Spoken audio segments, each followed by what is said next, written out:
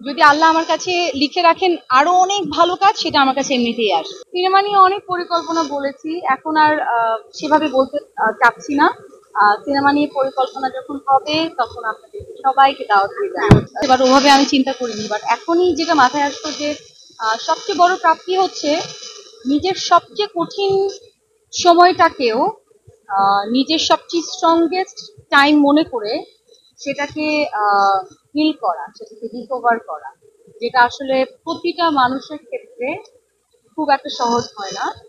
But somehow আলহামদুলিল্লাহ আমি blessed, আল্লাহ আছেন আমার সাথে, যে আমার সবচেয়ে কঠিন সময়টাকেও আমি খুব সুন্দর করে পার করতে পেরেছি। এটাই আমার কাছে বড় প্রাপ্তি। আমার কাছে মনে হচ্ছে আমার কাছে গল্প গল্প, সেটা নাটকের হতে পারে, ওয়েব ফিল্মের হতে পারে, শর্ট ফিল্ম হতে পারে, বড় বড় পর্দা হতে পারে। তো আমার যখন যে গল্প অ্যাট্রাক্ট করবে, যখন যে গল্প মনে হবে যে আমি একজন আর্টিস্ট হিসেবে সুন্দর করে উপস্থাপন করতে পারবো, আমি সেটাই করবো। তো ওরকম কোনো চিন্তা ছিল না। সিনেমা নিয়ে অনেক পরিকল্পনা বলেছি, এখন আর সেভাবে বলতে চাচ্ছি না।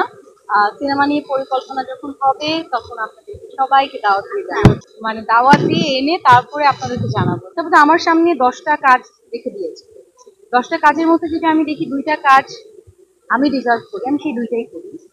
সেটা পুরোপুরি আমার ডিসিশনে, এবং এটা অনেক ক্ষেত্রেই হতে পারে। হয়তো আমার মনে হয় আমি আরো অনেক ভালো ভালো কাজ ডিজার্ভ করি। আপনাকে যে একটা কথা বললাম না যে আপস এন্ড ডাউন সব জায়গায় থাকে, আপনি কোন নিউজ পেপারে আছেন?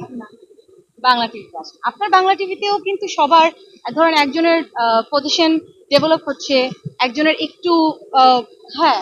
তো ওই জায়গা থেকে কিন্তু আপনারও কিন্তু এটা হতে পারে, আপস এন্ড ডাউন হতে পারে। ধরেন আজকে আপনি একটা পজিশনে আছেন, তারপরে হয়তো আপনি নেক্সট ধাপে যাবেন না, গিয়ে আপনি হয়তো পিছনের ধাপে চলে গেলেন। হ্যাঁ, তো এটা হতেই পারে, লাক। এন্ড ওই জায়গা থেকে আমার মনে হয় যে ওটা মাথায় রাখা উচিত না। আমি হয়তো অনেক ভালো রিজার্ভ করি, এন্ড হয়তো আমি অনেক ব্লেসড যে আমি অনেক ভালো কাজও করছি। যে কাজ হয়তো অনেক অনেক মেয়ের স্বপ্ন, সেটা আমি করছি। তো ওই জায়গা থেকে আমার কাছে মনে হয় আমি ওইটাকে ধরে রাখি না, আমি ধরে রাখি আমার এই কাজের পর আমি কোন কাজটা ভালো করব। যদি আল্লাহ আমার কাছে লিখে রাখেন আরো অনেক ভালো কাজ, সেটা আমার কাছে এমনিতেই আসবে। আমার দর্শক তো আমার দে আর মাই এভরিথিং। আসলে আমি এটা বলার জন্য বলি না, কারণ তারা আমাকে এত ভালোবাসা দেয়, ভালোবাসা দিয়েছে, তার জন্যই আসলে এখানে।